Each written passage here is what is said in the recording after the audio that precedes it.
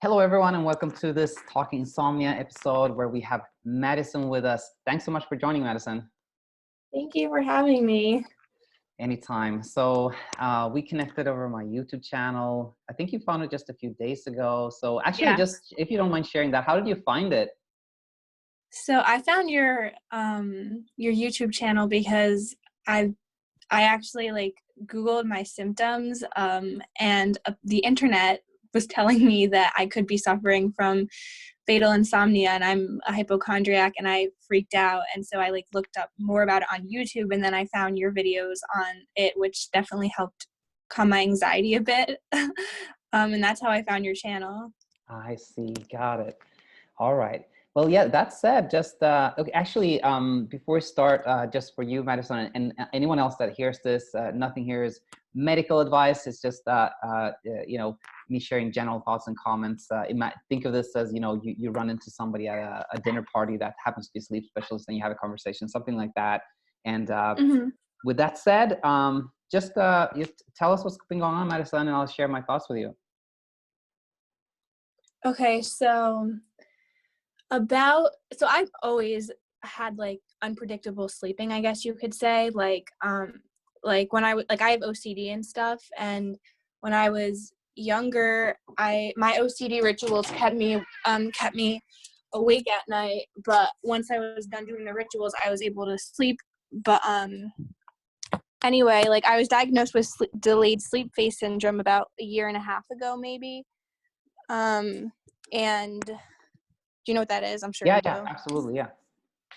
So I've always all throughout my teenage years, I've stayed up. I've always been up all night and then would sleep all day. And when I say all day, I would sleep 12 hours ish. And when I went to college, that had to change. And I've been fine since college. There were times where I needed medication to help me sleep, but I always was once I was ready to sleep, done with my OCD rituals, I was always able to actually sleep and fall into a deep restorative sleep for the most part, unless I was anxious about something the next day. But 2 weeks ago, I was going to my friend's house for a few days, and she lives far away, so I was very excited about going to see her. And that night I was I decided to take a Benadryl because I was so nervous about not being able to sleep that night, because the last time I was excited for something, I stayed up the entire night and the entire next day because I was just so excited and anxious for it. So I was I'll take a Benadryl to help me sleep tonight so that I'm restored tomorrow. And that night was just, I can't even explain it in words. It was just the weirdest night of sleep. I felt I knew I got 4 hours of sleep because of the clock, but when I woke up from the sleep, it just felt as though I was awake the whole time. And I never actually fell asleep, but I knew I did because I wasn't consciously thinking of anything, if that makes sense. Yeah. And then, so I was okay, it was probably just nerves or whatever. And I didn't really think that I was thinking about it that much, sleeping from that point forward. But ever since that, it was exactly 2 weeks ago today, actually. Ever since that day, it's been the same, but worse, if that makes sense. I literally, I can't explain it any other way other than it feels as though there's a blockage between my wakefulness and my sleepiness. My brain just won't switch from being awake to being asleep. And then when it finally does, after hours of tossing and turning, and just not being able to relax. I mean, I think I'm relaxed, but I obviously am not. It's I'm just in a blackout state, if that makes sense. And I feel I'm not sleeping, and I wake up a million times, and my mom tells me that she's seen me sleeping, so I know I am sleeping. Just doesn't feel like I'm sleeping at all. And I remember before this started happening, I remember I would be able to close my eyes and feel myself drifting off into a nice restorative sleep, and then the next day I would wake up and feel restored. It just doesn't feel like that. It's just all of a sudden my thoughts stop and I'm in a blackout stage. And sometimes I'm dreaming, but it feels the dreams are so different than they usually feel. It feels I'm watching it on like a screen or something. Like I just feel like I'm so aware while I'm sleeping and I'm not actually in a deep sleep. Like I'm definitely not hitting REM sleep anymore, and I haven't in 2 weeks. And I know I'm preoccupied about all of this because it's all I think about every day. And my OCD is just going crazy, and I'm like afraid that I have fatal insomnia, even though my anxiety has been reduced a little bit about that. But I'm just afraid there's something terribly wrong with me and I'm never going to sleep again. I hear. Yeah. So, uh, as I was listening to this, I was thinking like you sound, you definitely like you're sharing a lot of things that shows that you have a, you have a lot of insight. And speaking of which, like what if I ask you to guess, like what do you think is happening right now? So my anxiety thinks that I'm dying, and like I have this constant headache as well. Ever since that day, my head just hurts during the day, which makes me feel like I actually am sleep deprived, but I'm able to function fine. So like I feel like there's something neurologically wrong with me, like such as sporadic fatal insomnia. I know it's not in my family, so it can't be like familial or anything. But my entire like anyone who knows me, who I'm like talking to this about, like my family is telling me that it's my anxiety. And even though I like don't always feel anxious about it, like sometimes like I've been having like a lot of panic attacks about this, like crying hysterically. But sometimes even when I'm like so relaxed and I tell myself I'm like relaxing while I'm going to sleep, like it's just like it won't switch to sleeping. Like I just Yeah. won't sleep, or I won't feel like I'm sleeping. So I don't really know what's going on. I hope it's like a psychological thing or like something like that, but I can't help but feel that it's neurological because my head just hurts so bad. It feels like there's like something tight around my head, like a tension headache that's just not going away, but it's really bad. And I keep having to take painkillers for it, and it feels like there's pressure behind my eyes too. It kind of hurts actually sometimes when I try to sleep. Like, yeah, but it could also be in my head. Like I feel like when I'm stressed out or thinking about my sleeping, the pain gets worse. Right. Exactly. All right. Yeah. Well, I want to ask you one thing, which was you mentioned that there was another time where you were, I think, going to stay at a friend's place and you were really excited and then you ended up not sleeping at all.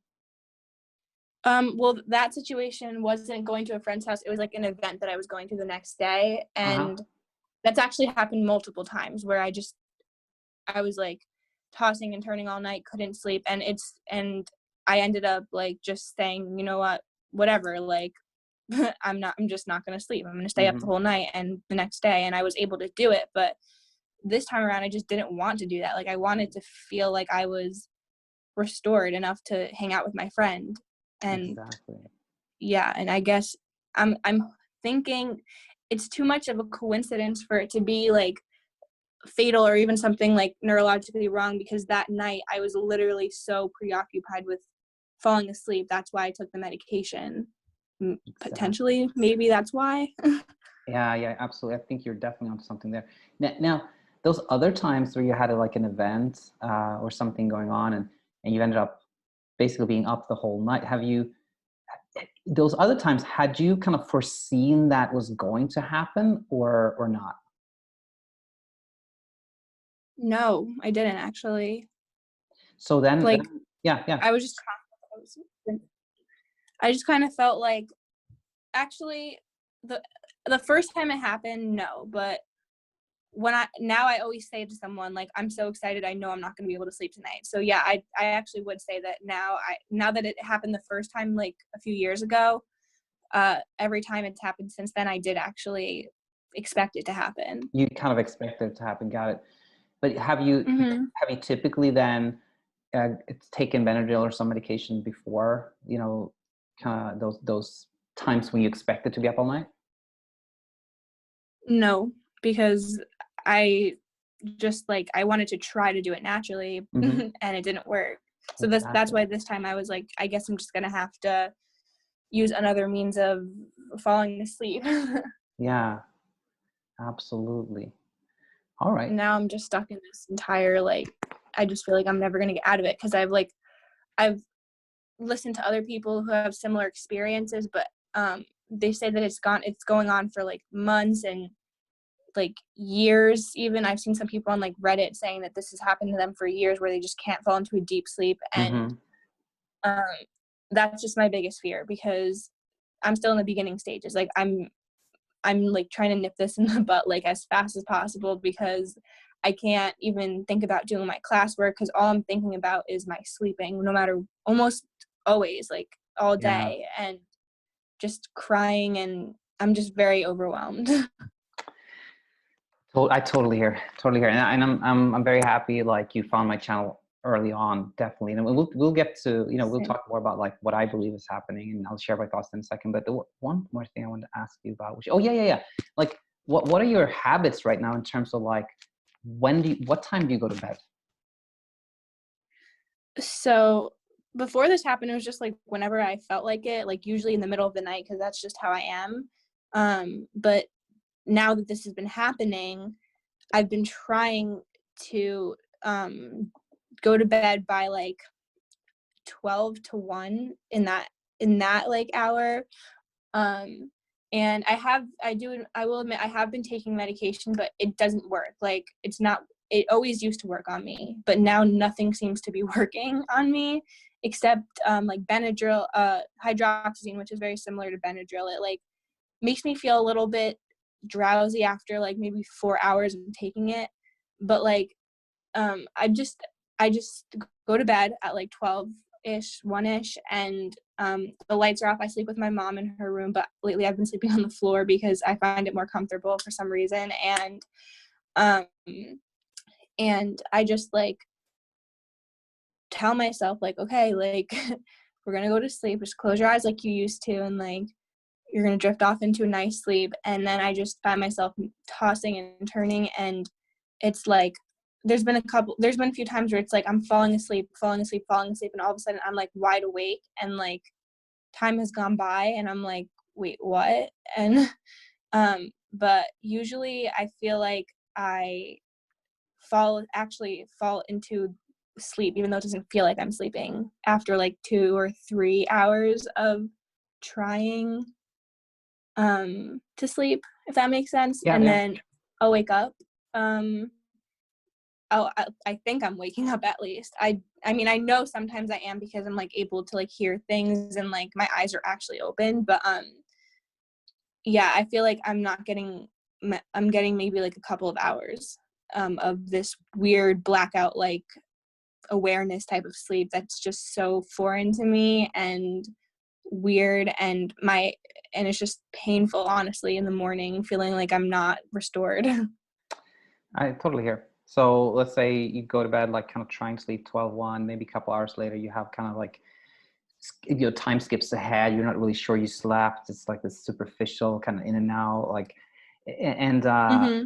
and then when do you like get out of bed, have breakfast or whatnot? um it's different now because I'm starting online classes, since my college switched to online. But like I don't have classes on Tuesdays and Thursdays, so like usually it's like 12 or 1, but like a lot of it is just spent like I'm not like I'm awake, like I'm done sleeping, like I'm just laying there like just wondering what would just happen. But on a day where I have class, it'll be more like 10:30ish. So yeah, it just varies by the day. But today was definitely better than yesterday. Like yesterday I actually was the worst night of all, because like, yes, not like the previous night that just happened, but the night before, I remember blacking out, I guess you could say, around like 2:30 in the morning, or 3, close to 3 actually. And then the next time I looked at the clock, it was like 5:50 in the morning. And Mm-hmm. after that, I got up to use the bathroom, and then I wasn't able to go back to sleep. I just kept like tossing, turning, and it was just yesterday was the most anxious I've been since this started happening. And I just felt the worst pain wise too. So yeah. I hear. And one more question. You know, you mentioned before this happened, you would go to bed like middle of the night, to me, that's like, I don't know, 2, 3 a.m. or something like that. Would that be true? Well, I would Or say later? closer to like 4 or 5. Okay. All right. 4 or 5. Yeah. Fine. And then I would sleep until I was ready to get up. And when would that typically be? It could range anywhere between 1 p.m. and like 4 p.m. If I had an appointment or like something that I was like required to go to, like class, it would be a little bit earlier, but it was always later than the average person would wake up in the Yeah. morning.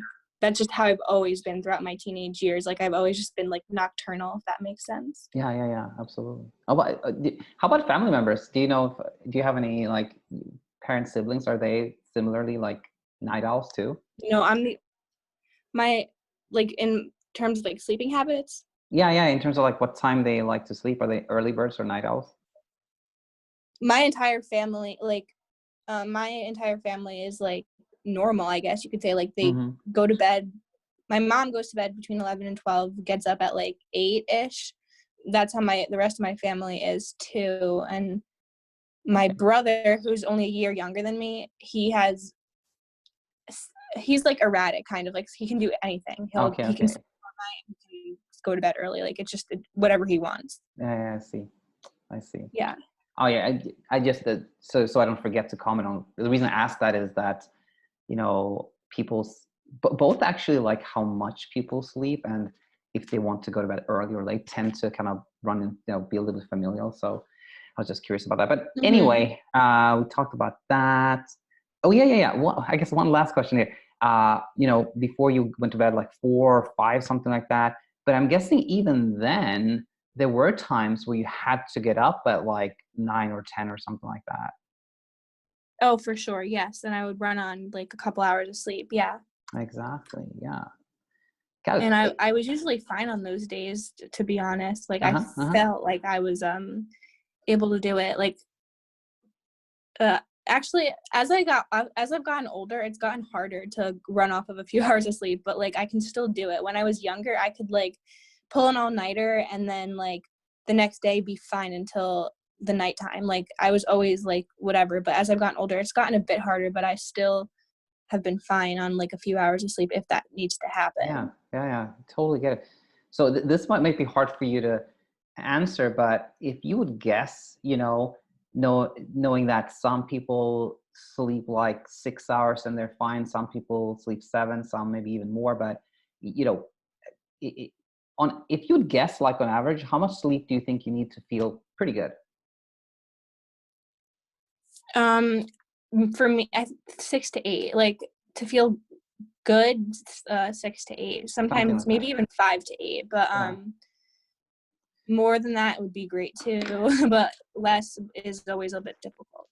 Cool. So before I kind of share my thoughts here, I know you listen to a lot of these Talking Insomnia episodes where I talk to people, and you might have listened to other episodes on my channel. But so far, like, what have you gleaned about like why we have insomnia and what causes it?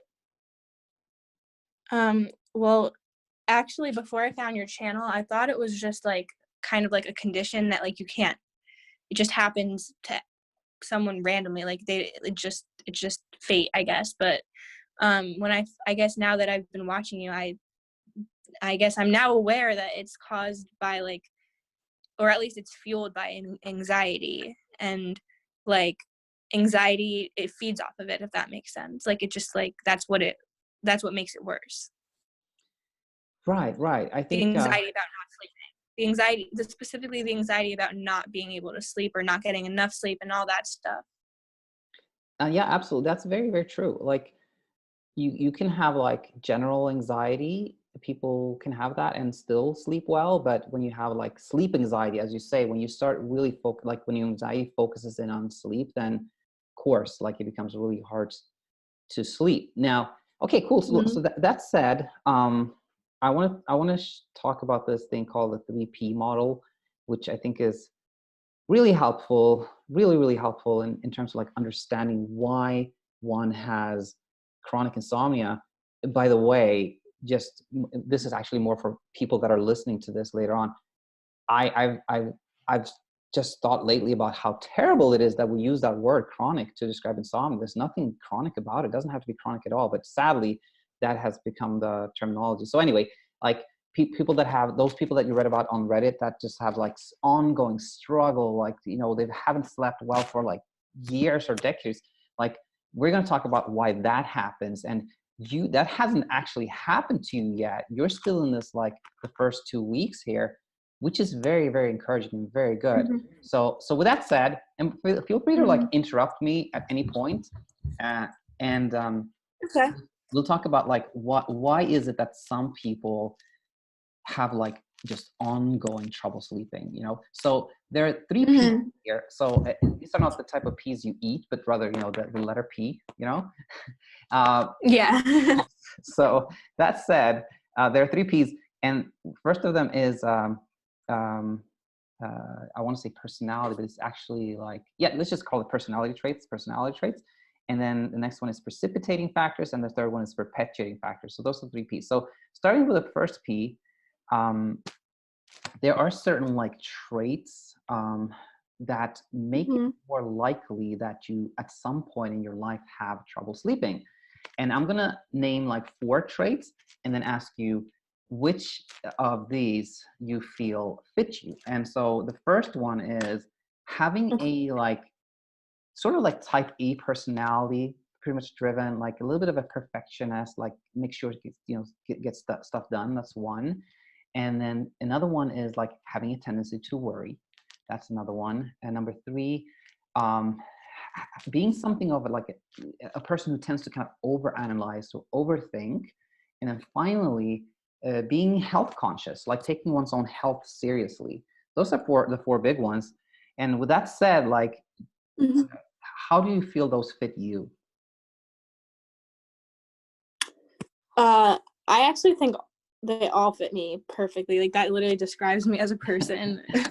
But I would say the 2 that really stood out the most were the worrying a lot and the overthinking and overanalyzing things.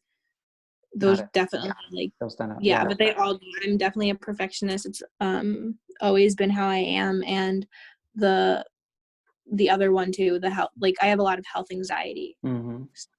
Exactly. So first thing I want to say is that it may not feel like it or sound like it initially, but this is the fact that you identify this.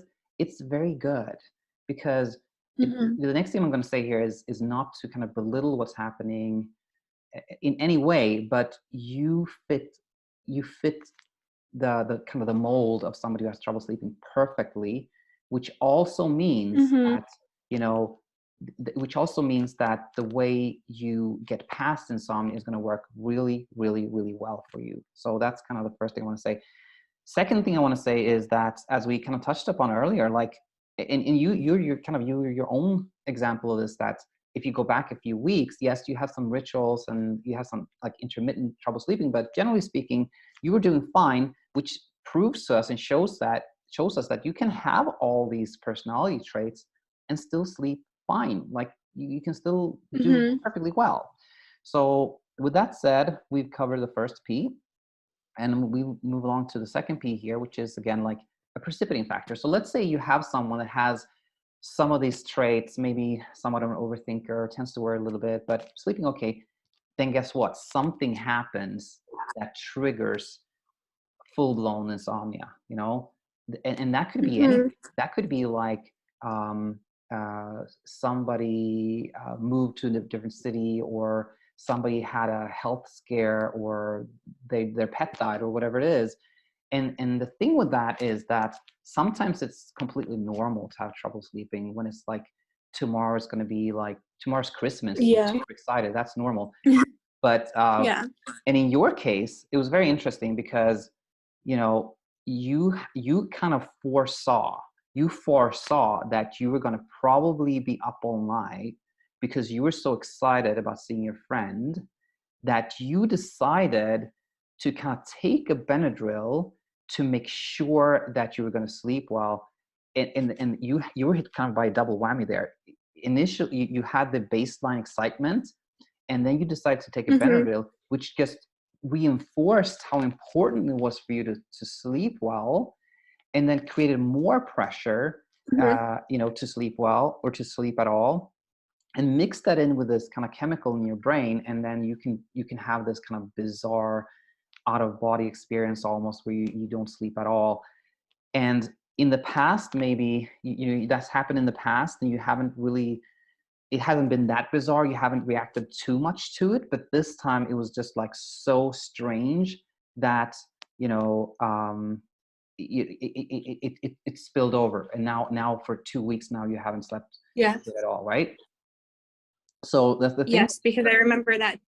Sorry. Yeah, no, go ahead. That day, I remember specifically after that happening, like even telling some people about my sleep that night. I remember telling my friend. I remember telling like my mom and like others, like this happened last night, and it was so weird. And so it was on my mind even when I was trying to sleep at her house for those few days. Like it was just like, no matter how tired I felt, like it was just the same thing. Like I couldn't sleep, and then when I did finally sleep, it was like a weird out of body experience, and then it's just progressively gotten like worse and weirder and just stranger. No, absolutely. And we'll get back to shortly like what was probably happening in your brain at that time, but before we leave the model here, so precipitating event is anything that can trigger like sleeplessness, and the thing with that is, again, sleeplessness sometimes is completely normal, and the third P is really where it gets interesting and important. So these are the perpetuating factors. And so this is when something happens, you sleep very bizarrely, as in your case, or you have like a stretch where you don't sleep at all for a couple of days, and then your brain like identifies that as, this is odd, like I didn't sleep at all. And what kind of at a baseline level, what's happening is that part of your brain that's there to like keep you safe from harm has identified sleeplessness, like the lack of sleep, as a threat. This is a threat to my well-being. This is a threat to my health. That part of your brain is saying, and it's telling you like, this is not normal. You got to do something about this. And it takes you in kind of like two different directions. One of them is like trying to figure out what's going on, researching it, reading up, going on Reddit, Facebook groups, online, and try to figure out what's happening, which is a normal part of like trouble, like problem solving. You have to understand the problem to be able to do something about it. That's kind of one direction. The second direction is like actually experimenting, like, and you may not have done this yet, but like what people do is like, well, you have done some of this. You go to bed earlier, you make sure it's dark, make it cool, like maybe try some medication, like you experiment, like try to solve it. And what's happening now is that you are, you're trying things to sleep better. That's not happening. You're not sleeping better. You become more preoccupied. Something's really wrong. You research more, you try more. That doesn't help. You feel even more weirded out. And then that's the spiral, like that's the circle. That's the thing that creates, ongoing insomnia. So those people that have had trouble sleeping for like years, they're still kind of researching, trying, experimenting, preoccupied, things like that. So that is what causes like ongoing kind of never ending insomnia. Yeah, I can definitely, and this like what you're talking about, this like pertains to like different kinds or like variations of insomnia, because I know like I was always under the impression that insomnia was just like having trouble falling or staying asleep, and like, but like once you do, like it's, no matter how long it is, like it's still like normal sleep. Like this doesn't feel like sleep to me. Like does it's so foreign. Like is that applicable to that too? Okay, yeah, good question. Yeah, there are, how should I put it? Insomnia, the word insomnia really just means that somebody struggles with sleep. And I would say you're right. For most people, it's just like, it takes a long time before I fall asleep, and I wake up a lot of times. And most people don't really complain that much about their type of sleep. That is true. But also, a lot of people with insomnia also do express exactly what you're expressing. It's also very common to hear people say, the sleep I get is like barely sleep. I don't even know if I'm sleeping. I feel like I'm actually awake all the time. And so what you've described. So, and by the way, I should have said this before, but everything I've heard you say, Madison, are things that I've heard many, many times before. I've not heard anything that is unusual or strange or odd. So Yeah, okay, that makes me feel a lot better because I really feel like I was so like set on like what I'm going through is like you probably never heard of it before, like you would be like shocked to hear that. Like I like when I explain it to like another person saying like I literally feel like there's a blockage in my head, like I just like I can't like there's just like something blocking me from being able to actually sleep, and like that it's just, and then when I do, it's just like I'm like not sleeping. Like they're like they look at me so confused. Like my family is like, what are you talking about? Like whatever. And I was like scared that you wouldn't know what's happened, like that can happen as well to someone else. I completely understand it, and that's one of the Mhm. reasons where sleep is so different from other problems you have. Like oftentimes when we talk to friends, they're just like, what are you talking about? And then like, it makes you feel like, well, something's really wrong with me, and sadly, like Yes. that can happen. Oftentimes people tell me like I went to my doctor and my doctor also gave me like a weird look, and that's even more damaging when you go to like a professional and they're like, oh, that's weird. But yeah, nothing I've heard about Mhm. is the slightest like odd in any way. And by the way, Mhm. I think you had come across uh, what we call paradoxical insomnia. Yes, I did. I saw your video with another girl, I think around my age, who was dealing with it, but hers is just like I definitely related a lot, and it definitely helped me like seeing that video for sure. But hers was just a little bit different because like she was saying that she doesn't feel tired throughout the day. Like I don't necessarily feel tired, but I sometimes I do, sometimes I don't. But like I also like feel like a lot of pain. She didn't mention feeling like pain in her head and stuff like that, which makes me think that like I'm actually not sleeping. Like, you know, like the pain and like the sometimes feeling a little bit tired, but the tiredness I feel now isn't like the tiredness that I used to feel. It's a much different feeling of tiredness, and her case was just a bit different. So that's why I was kind of like, maybe this isn't paradoxical. Maybe I'm actually not sleeping, and my brain activity isn't like turning off, because like again an FFI, like they say like they might appear to be sleeping, they might be in like a little twilight zone, but like their brain doesn't shut off, or the brain activity is still going on, something like that, and that's what's making me think that I have that. So yeah, it's very hard to determine whether this is like paradoxical insomnia, something similar, or like something fatal. I hear. Well, Yeah. yeah, I told see you know why you're thinking that, etc. And even the thought process, like your thought process, is very common. Um, and I think what you might have heard me say too is that it's it's tempting to go into a place of like trying to figure out like what is the evidence that I have fatal insomnia, what is the evidence for it and against it, etc. But that really doesn't lead you anywhere, because you know the truth cannot be found by kind of explore like just by thinking. So the best the best strategy is really as much as possible like treat it like an existential problem, like how big is the universe, you're never going to find out. And the process of trying to figure it out is so disruptive to the process of getting towards good sleep. But actually where I wanted Mhm. to go with that was um, to say that paradoxical insomnia is like, if you want to, I don't know if it's helpful to you, but I have there are a lot of videos on paradoxical insomnia on my channel, and if you go through them, you would find people describing exactly what you're describing there. It's very common, and also like Mhm. you mentioned, like she didn't really have the same fatigue or maybe the pain or things like that. And uh, what is very, very common is that hyperarousal causes you to feel things differently, and even experience things that you wouldn't normally do. Meaning, um, if you are in your kind of normal state of emotional, if you're in your kind of like your regular emotional state, and you have a little bit of a headache, then you might not even notice it, or you might notice a slight headache. Yes, definitely.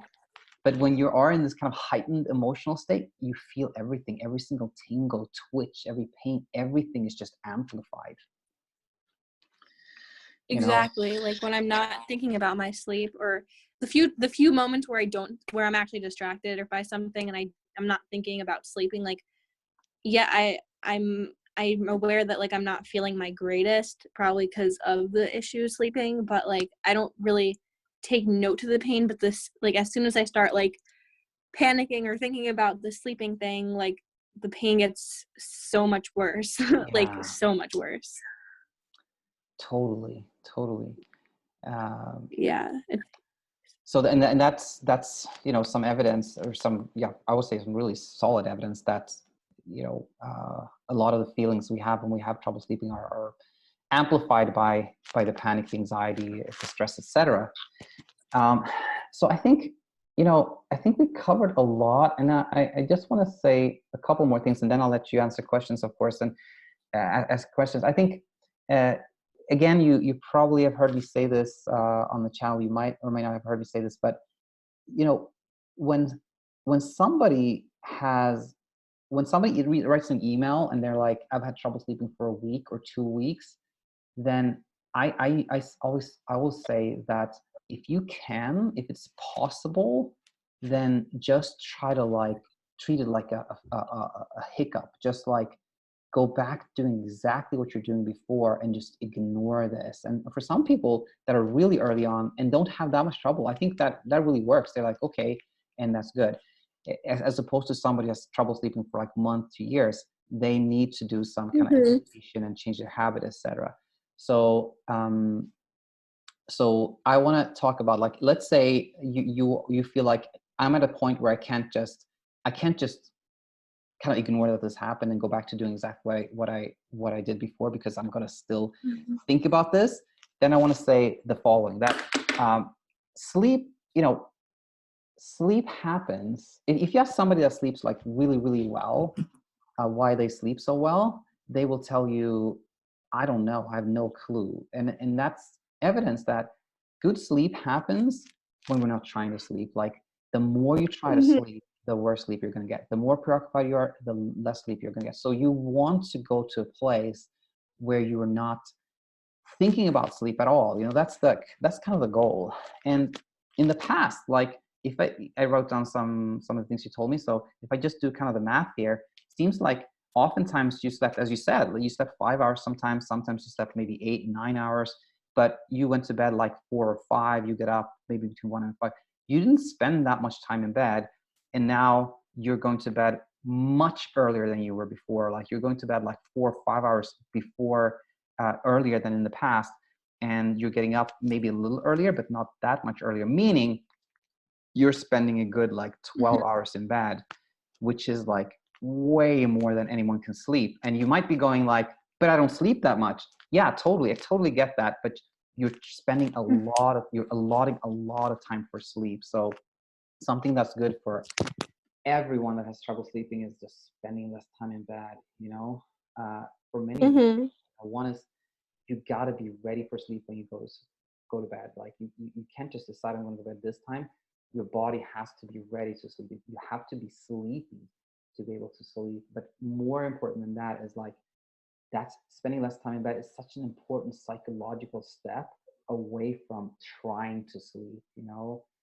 And so that's super important for everyone. And finally, um, you know, I always say set it and forget it. So set it is like spend less time in bed, and forget it is like start Mhm. the process of like shift your attention away from sleep, you know. And you can't, Yeah, you know, yeah, you go ahead, Madison. oh yeah, that's the hardest part for me, like wondering, because like my family is like, oh, like try like relaxation, try yoga, try this, try that, and every time I've tried to do something to like get my mind off of it, I'm like literally saying like, okay, like hopefully this will get my mind off of it and hopefully I'll be able to sleep tonight. Like that's what I'm thinking about as I'm doing it, and it's like, how do I actually like forget about it? Like that's the hardest part for me, because their suggestions are just not working. No, totally. And I mean, the reason they're not working is that if you're doing like a relaxation thing so that you can sleep more, then guess what? It's just going to backfire, because you're going to be there kind of relaxing and be like, oh, am I going to sleep more tonight? No, I should relax some more. I've relaxed. I've been doing this meditation for 2 hours. It's not working. You know, it doesn't work like that. So you can't, like, we can't decide, we cannot make like a conscious decision of like, okay, I'm going to stop thinking about this. If we try doing that, guess what? We just think more about it. So it has to be like something else has to take a bigger part in your life. Like, it's something like something else has to compete with insomnia, and it has to become bigger than insomnia. And that thing can literally be anything. It's like, it could be like a hobby or a project, or you know, I think you just have to like put all your focus attention on something that you enjoy and like by and of itself. And it can't be like, oh, I'm going to start running so I sleep better. That's the same thing as relaxation. That backfires. It has to be something that you truly enjoy, and like immerse yourself there and let that grow and like, you know, outcompete the insomnia. But by the way, last thing I want to add on that topic is, it is very hard to do before you kind of fully understand why you have trouble sleeping. So maybe spending more time on the channel and learning more, etc., is great. But once you feel like, okay, now I really understand why I have trouble sleeping, there's no mystery there, then it will be easier to kind of just start shifting tension. Yes, exactly. Like, I definitely agree with that. Like, also, I feel like my life, like, everything that's happening in the world right now could be subconsciously like bothering me as well, because like my entire life has just changed drastically. Like, I was away at school having fun, doing my classes in person, like hanging out with friends, and now I'm all of a sudden stuck at home in the house all day in a family like environment that's not very it's never been very healthy for me, like, to be at home. So like that could also be affecting it too, because I used to be so focused on like school and friends and my roommate and like whatever, and now it's just like I'm home, you know. 100%. That I have nothing to add to that. I believe 1,000% that's a big one too. Absolutely. Yeah. So I guess I have to find something that's like I have to find something in this very, very difficult time in the world that we're having that's gonna be strong enough to just fully get my mind off of the sleeping thing. Yeah, totally. And again, and for somebody that's tuning into this in the year 2028, you know, that what Madison's talking about here is this virus that's you know, creating this well, there's a lot of panic going on, and a lot of things everything's shut down basically. So a lot of us are staying inside all the time. But yeah, but just like your understanding, like just you knowing that, you know, when you were having, you know, you were out a lot, you were spending time with your friends, you were preoccupied, you slept better. Just knowing that, understanding that is super important. And then becomes the challenge of like, okay, what I do, am I inside all the time? Yeah, I don't know, but definitely try that. That will help you a lot. Yep. Okay, well, any final questions, Madison?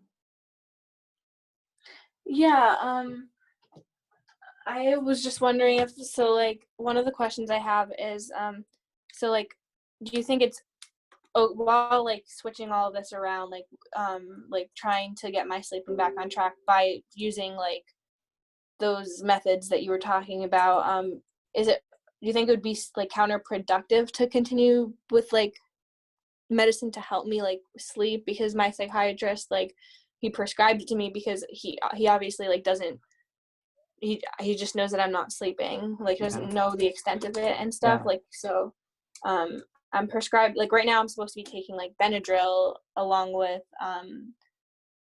Benadryl and an antidepressant. Like, do you think those kinds of medications are like counterproductive to switching like your sleep schedule again or getting it back on track? Yeah, here's my thinking on that. That there's no problem actually doing you know, what's basically what I talk about on my channel is known as, you know, cognitive behavioral therapy for insomnia, or CBTI. And their medications don't really sabotage that. They're not, neither are they necessary for it. But I think my belief there is that it is important that the medications become a kind of non-factor, that they're kind of, you neutralize the thinking about them, if you will. So what I mean on a more practical note there is that for someone that takes a medication every night at the same time, regardless of how they feel, etc., they will do just fine, because if they sleep little or they sleep a lot or whatnot, they know it has nothing to do with medication, because they're taking the same time Mm-hmm. every night, blah blah blah.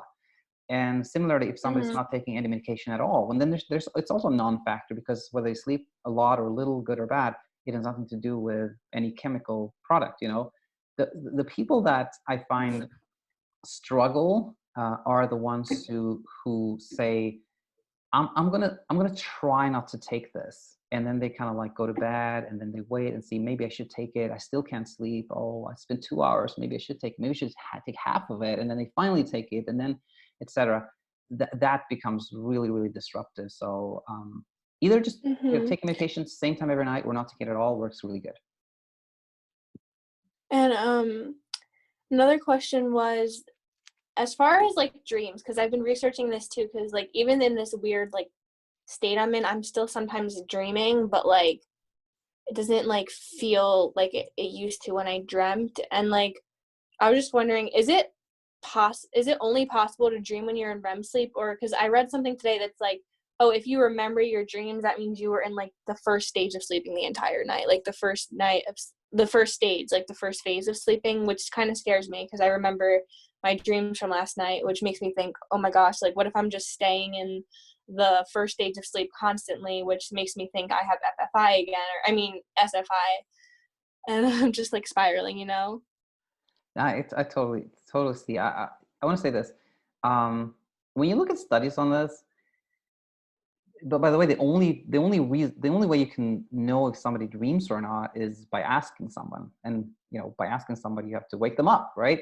So the only Mm-hmm. way you can find out is if you take some some people, do an experiment, and let people sleep, and then you wake them up from REM sleep or from stage 3 sleep and stage 2 sleep, and then you immediately ask them, like, did you dream? And what you'll find is that dream recall is higher from REM sleep.